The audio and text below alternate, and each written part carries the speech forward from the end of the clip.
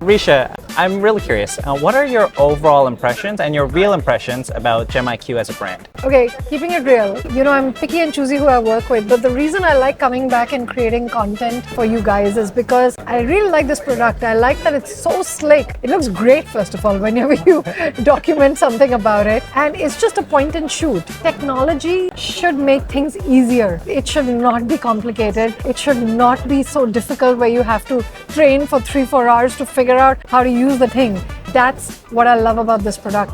Other thing I like is that color capture, because I'm a color gemstone person and color capture is one of the most difficult things. The details of jewelry, because the devil is in the details, so the camera captures it perfectly. And I like that you're thinking beyond taking the photograph or the video.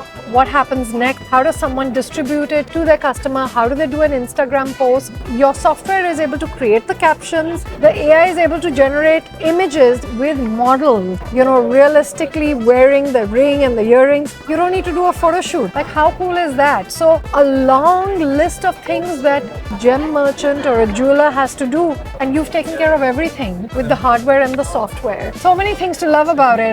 Let's do another one. I'm inspired.